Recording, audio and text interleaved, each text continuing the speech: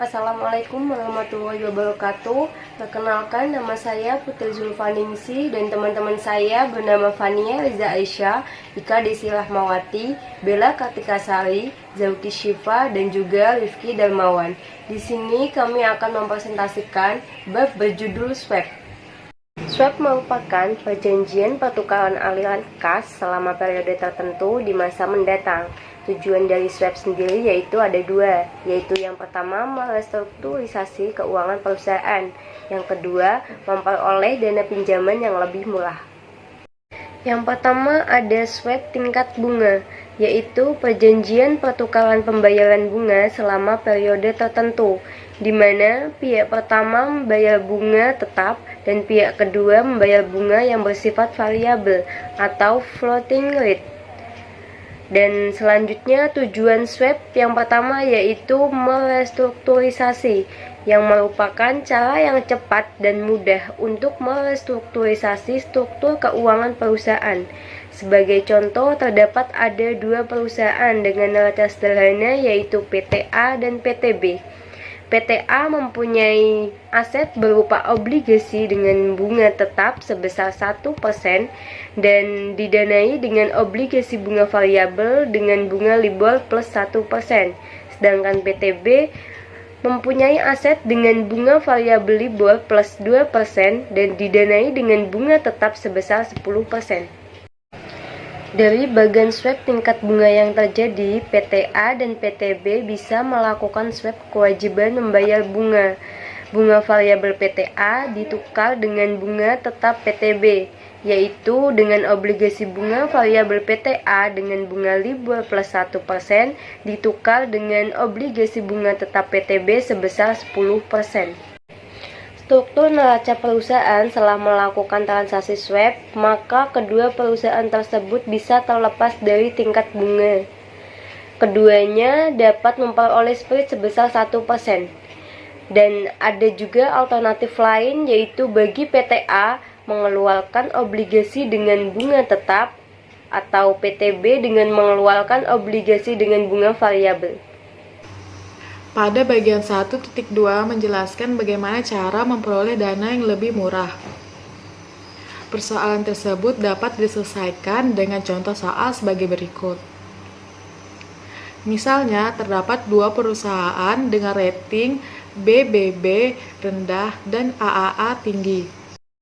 Jika keduanya ingin meminjam pada pasar keuangan, pasar variabel dan pasar tetap, maka bunga yang diperoleh oleh tiap-tiap perusahaan ialah sebagai berikut.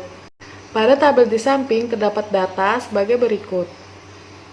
Pada perusahaan BBB, pasar variabelnya sebesar LIBOR ditambah 1% dan pasar tetap sebesar 12%. Kemudian pada perusahaan AAA, pasar variabel sebesar LIBOR ditambah 0,5% dan pasar tetap sebesar 10%. Sehingga dari selisih perhitungan tersebut terdapat split kualitas sebesar 0,5% pada biaya variabel dan 2% pada biaya tetap. Sehingga dari selisih antara pasar variabel dan pasar tetap tersebut, maka didapatkan split kualitas bersih yaitu 1,5%. Berikut ini menggambarkan swap untuk memanfaatkan split kualitas berdasarkan data di atas.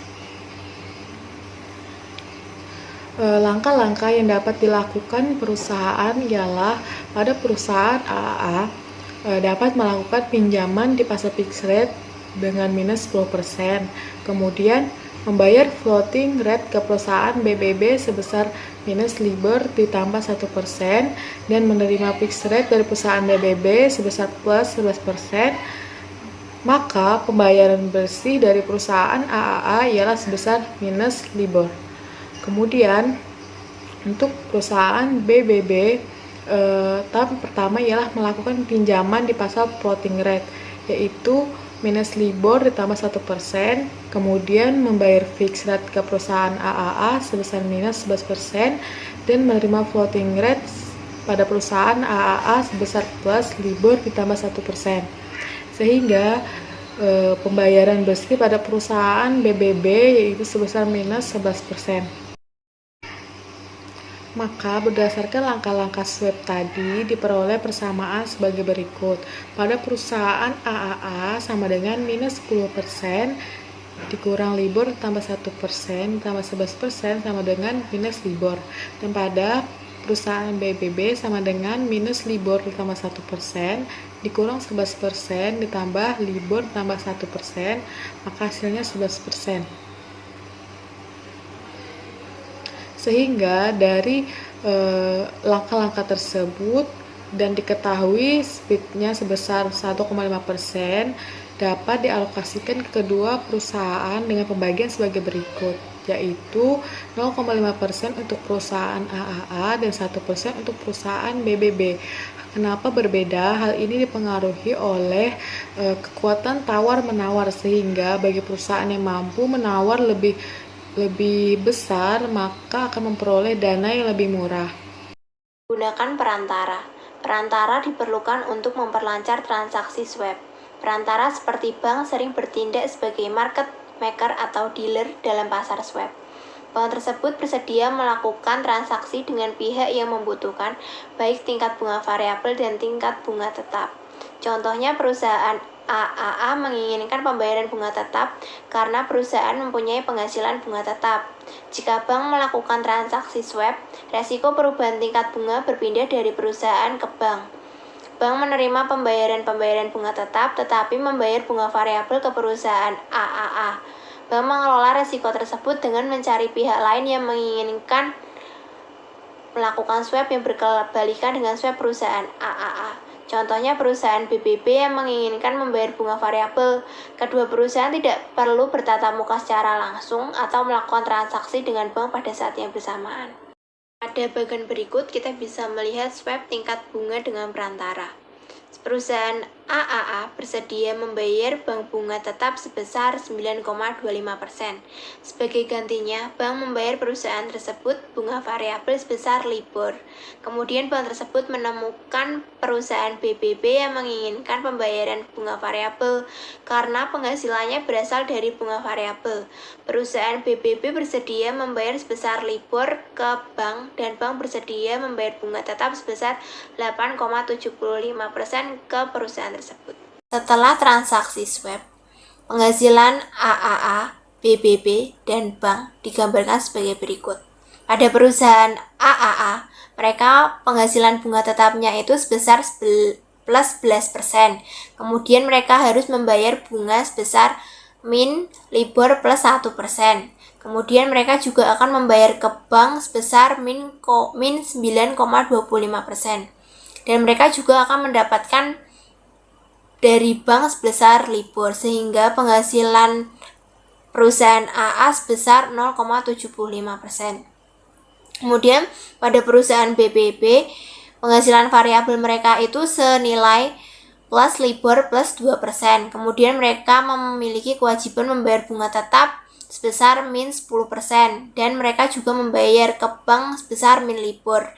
Dan mereka juga akan mendapatkan dari bank sebesar plus 8,75%, sehingga penghasilan mereka menjadi 0,75%.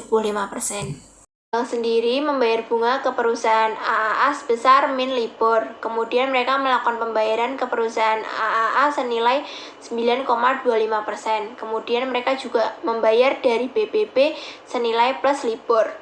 Kemudian bank juga membayar ke BBB sebesar min 8,75%, sehingga penghasilan bersih mereka itu plus 0,50%. Setelah transaksi, perusahaan AAA dan perusahaan BBB bisa memperoleh penghasilan pasti senilai 0,75%, sedangkan bank bisa memperoleh penghasilan 50 basis point atau 0,5%. Kita akan melihat swab memanfaatkan spread kualitas dengan perantara. Swab tingkat bunga dengan perantara. Pada bagian berikut kita bisa melihat langkah yang dilakukan secara spesifik. Pada perusahaan AAA, mereka melakukan pinjaman di pasar fixed rate sebesar min 10%. Kemudian mereka juga membayar floating rate ke bank sebesar min libur plus 1%. Kemudian mereka menerima fixed rate dari bank sebesar plus 11%. Kemudian mereka melakukan pembayaran bersih kita jumlahkan 1 ditambah 2 ditambah 3 itu hasilnya min LIBOR. Pada slide selanjutnya ada perusahaan BBB. Perusahaan BBB melakukan pinjaman di pasang floating rate sebesar min LIBOR plus 1%. Kemudian mereka membayar floating rate ke bank sebesar min 11,5%. Mereka menerima fixed rate dari bank sebesar plus LIBOR ditambah 1%. Kemudian pembayaran bersih mereka ditambahkan semua 1 ditambah 2 ditambah 3 hasilnya min 11,5%. Kemudian pada bank sendiri, bank membayar bunga tetap ke AAA senilai min 11%. Kemudian mereka menerima bunga floating dari AAA plus LIBOR ditambah 1%. Kemudian mereka membayar bunga floating dari BBB senilai min LIBOR plus 1%. Mereka menerima bunga fix dari BBB senilai plus 11,5%. Penerimaan bersihnya mereka 0,5%. Swap sendiri, perusahaan AAA membayar bunga floating sebesar LIBOR persen. Bunga variabel ini lebih rendah dibandingkan jika perusahaan meminjam di perusahaan langsung sebesar LIBOR ditambah 0,5%. Dengan demikian, perusahaan BBB menghemat 0,5% dibandingkan meminjam langsung di pasar keuangan yaitu 12%. Bank akan menerima 50 basis point atau BPS quality spread 1,5%. 1,5% spread kualitas bersih sama dengan 0,5% penghematan perusahaan AAA ditambah 0,5% penghematan perusahaan BBB ditambah 0,5% bank. Kemudian kita akan melihat tentang swap mata uang. Swap mata uang sama dengan swap tingkat bunga, yaitu pertukaran aliran kas. Kecuali swap mata uang melibatkan lebih dari satu mata uang. Aliran kas yang dipertukarkan bisa aliran kas tetap dengan tetap atau tetap dengan variabel. Swap mata uang merupakan kontrak swap pertama kali. Sesudah itu kontrak swap berkembang dan swap tingkat bunga justru mendominasi kontrak swap. Bab 2 dan 2.1 Swap mata uang. Swap mata uang sama dengan tingkat bunga yaitu pertukaran aliran kas. Atau swap mata uang adalah pertukaran aliran kas yang melibatkan lebih dari satu mata uang. Swap mata uang merupakan salah satu dari banyak jenis-jenis swap yang sering digunakan dalam transaksi keuangan internasional dan transaksi derivatif. 2.1 Swap fix atau kas tetap dengan tetap. Contoh swap aliran kas tetap dengan aliran kas tetap lainnya, yaitu sebagai contoh ada dua perusahaan, yaitu perusahaan Amerika Serikat dan perusahaan Jerman. Perusahaan Amerika Serikat akan mendirikan operasi di Jerman, dan sebaliknya perusahaan Jerman akan beroperasi di Amerika Serikat. Bagi perusahaan Amerika Serikat untuk mendanai kegiatannya dan sekaligus menghilangkan exposure mata uang, perusahaan mendanai kegiatannya dan sekaligus menghilangkan exposure mata uang. Perusahaan tersebut bisa menerbitkan obligasi di pasar keuangan Jerman dengan denominasi mark Jerman. Jadi cara semacam ini akan menyeimbangkan aliran kas masuk atau mark Jerman dengan aliran kas keluar juga mark Jerman. Tetapi karena perusahaan Amerika Serikat tersebut relatif belum dikenal di Jerman, tingkat bunga yang diperoleh kemungkinan bisa lebih tinggi dibandingkan perusahaan Jerman yang sudah dikenal. Karena itu, akan lebih baik jika perusahaan Amerika Serikat meminjam dana di pasar keuangan Amerika Serikat yang sudah dikenal dengan baik, kemudian melakukan swap dengan perusahaan Jerman untuk menghilangkan exposure mata uangnya. Perusahaan Jerman juga menghadapi masalah yang sama dengan perusahaan Amerika Serikat. Karena itu perusahaan Jerman akan lebih menguntungkan apabila meminjam di Jerman dan kemudian melakukan swap. Terus di slide itu menggambarkan ketidakseimbangan mata uang yang dihadapi kedua perusahaan tersebut sebelum melakukan swap. Secara spesifik, swap dilakukan sebagai berikut.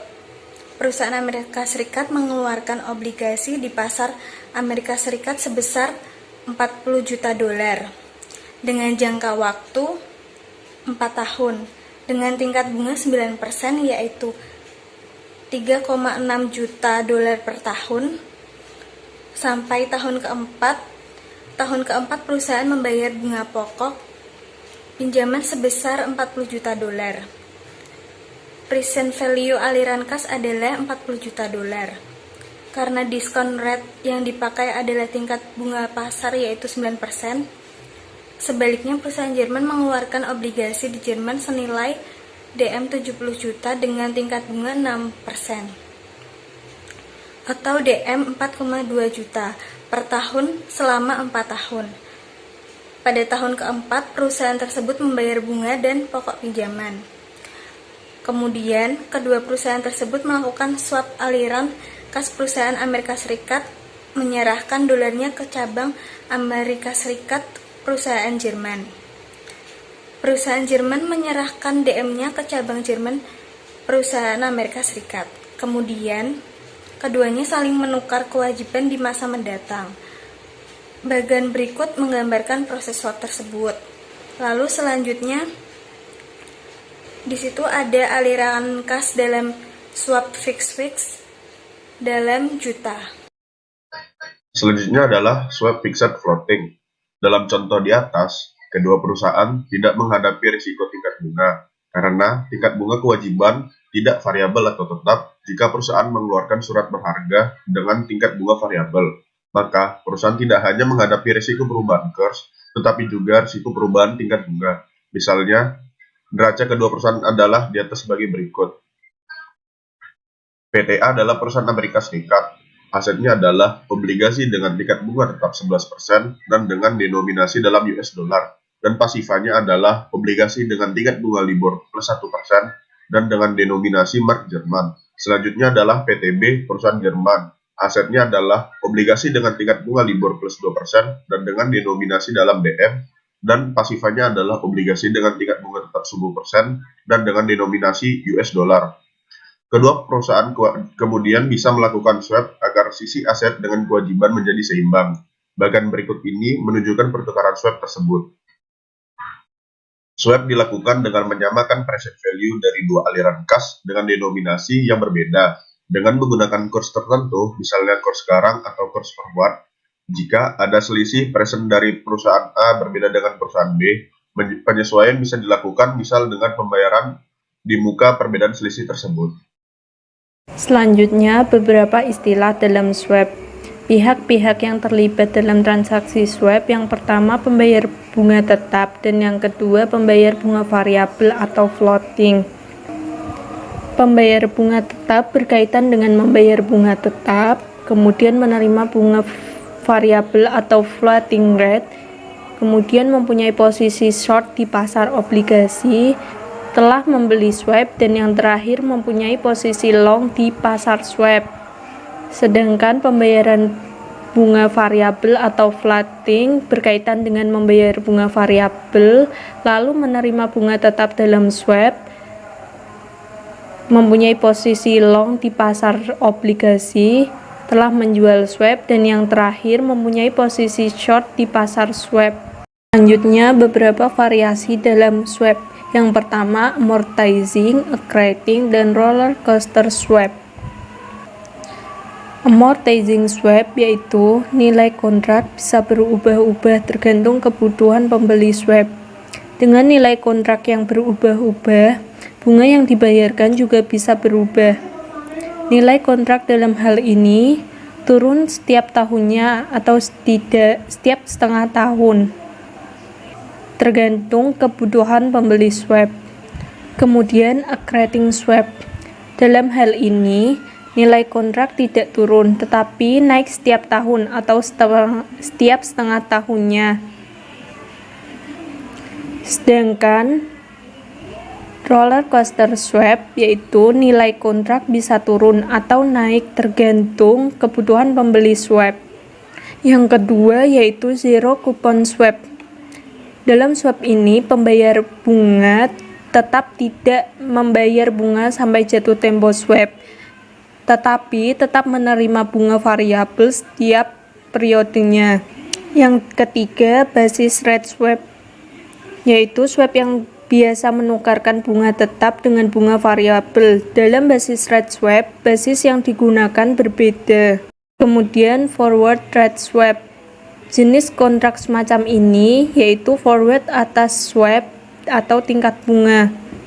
Perjanjian kontrak disepakati sekarang, tetapi swap dimulai beberapa saat mendatang. Yang terakhir, opsi atas swap.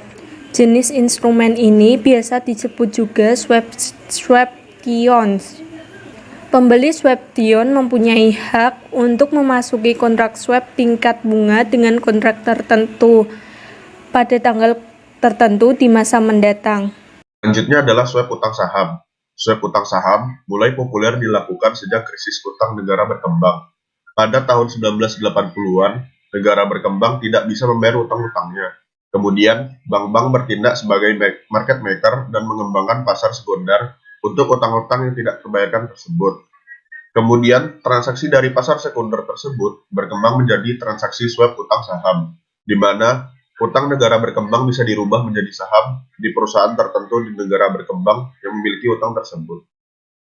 Harga utang negara berkembang sangat tergantung kepercayaan di mana utang tersebut akan kembali. Jika bank sangat percaya mempunyai kemungkinan kecil untuk dikembalikan, harga utang menjadi sangat murah.